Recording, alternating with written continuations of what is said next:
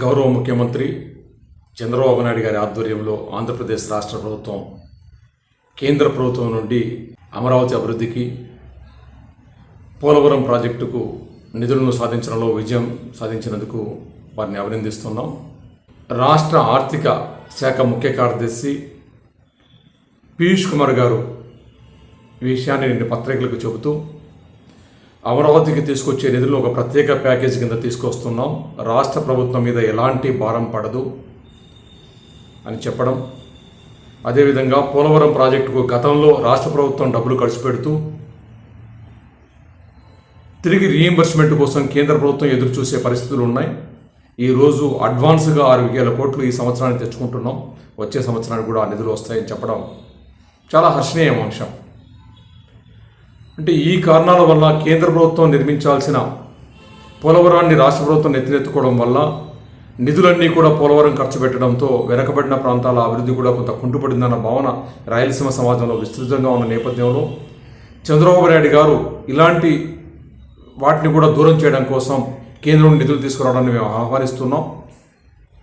ఇప్పుడు రాష్ట్ర సమగ్రాభివృద్ధికి రాయలసీమ అభివృద్ధి కూడా అత్యంత కీలకమైన దశలో ఉన్న నేపథ్యంలో గతంలో 42% వ్యవసాయ యోగ్యమైన భూమి ఉన్న రాయలసీమలో కేవలం 15% నిధులే ఖర్చు పెట్టడం వల్ల రాష్ట్రంలో 4 దశాబ్దాలుగా నిర్మాణంలో ఉన్న ప్రాజెక్టులన్నీ కుంటినడకన నడుస్తూ ముందుకు పోని పరిస్థితులు ఉన్నాయి. ఒక అడుగు ముందుకు 2 అడుగులు వెనక్కి వేస్తున్న పరిస్థితులు ఉన్నాయి. అంతేకాకుండా నిర్మించిన ప్రాజెక్టులకు కూడా కనీస అవసరాలకు నిర్వహణ లేకపోవడం వల్ల ఆ ప్రాజెక్టులు అన్నీ కూడా దినదిన గండం నూరేళ్ల ఆయుష్లాగా ఉండడం వల్ల పంటల సాగు అయోమయంగా మారింది. ఈ పరిస్థితుల్లో రాయలసీమ సమాజం ముఖ్యమంత్రి గారి వైపు ఆశగా ఎదురు చూస్తోంది.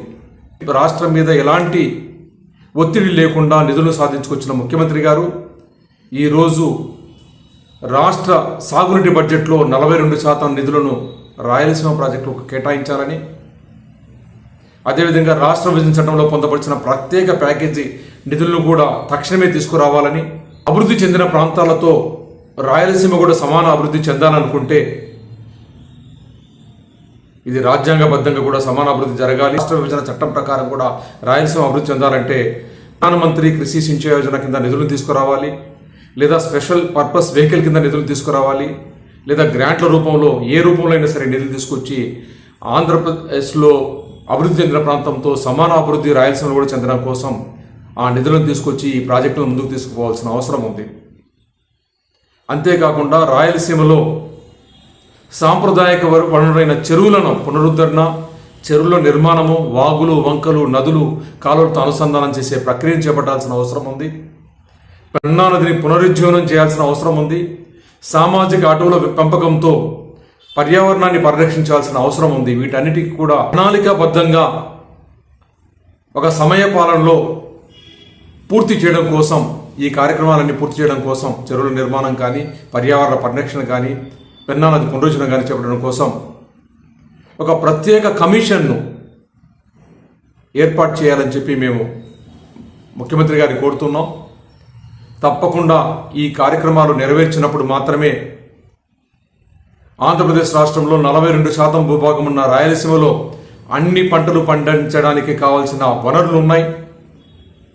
ఉద్యానవన పంటలు పండించడానికి కావాల్సిన వనరులు ఉన్నాయి.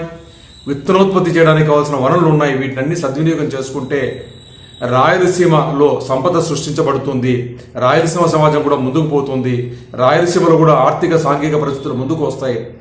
ఈ 42% భూభాగం యొక్క ఆర్థిక స్థితిగతులను వదిలేసి ఆంధ్రప్రదేశ్ రాష్ట్ర అభివృద్ధి అనేది జరగదనేది మాత్రం ప్రభుత్వం గుర్తుంచుకొని ముఖ్యమంత్రి గారు ఆ దిశగా కార్యక్రమం చేపట్టాలని చెప్పి మేము కోరుకుంటున్నాం. జై రాయలసీమ, జై జై రాయలసీమ.